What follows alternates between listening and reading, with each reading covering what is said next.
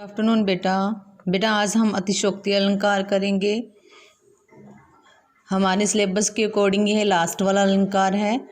इससे हमारे अलंकार कंप्लीट हो जाएंगे।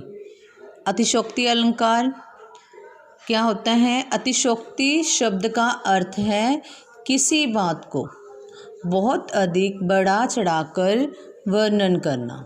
ठीक है, किसी भी बात को क्या करना, छोटी सी बात होती है लेकिन उसका इतना अधिक बढ़ा चढ़ाकर वर्णन करना क्या होता है? अतिशयोक्ति अलंकार होता है। अति मतलब बहुत अधिक, शयोक्ति मतलब बढ़ा चढ़ाकर वर्णन करना।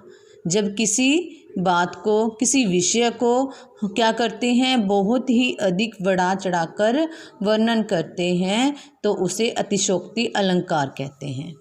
दूसरे शब्दों में जहाँ लोक सीमा का उल्लंघन करते हुए किसी विषय की प्रशंसा की जाए, ठीक है, तो उसे क्या कहते हैं? अतिशयोक्ति अलंकार कहते हैं। इसकी उदाहरण देखें बेटा। हनुमान की पूंछ में लग ना पाई आग, लंका सिगरी जल गई, गए निशाचर भाग।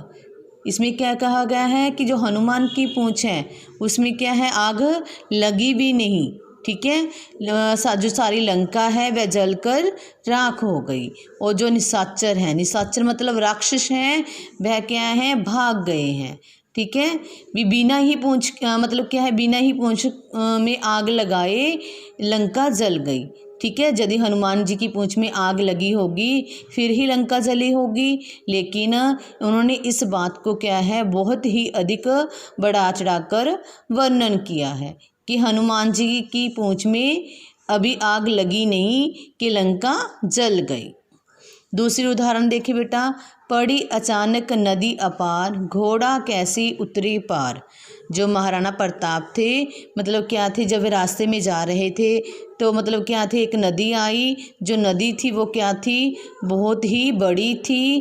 तो वे सोच ही रहे थे कि घोड़े को उस पार कैसे ले जाया जाए। सोच ही रहे थे, राजा ने सोचा इस पार, तब तक था चेतक उस पार। अभी वे सोच ही रहे थे कि उनका जो घोड़ा है उस पार चला गया।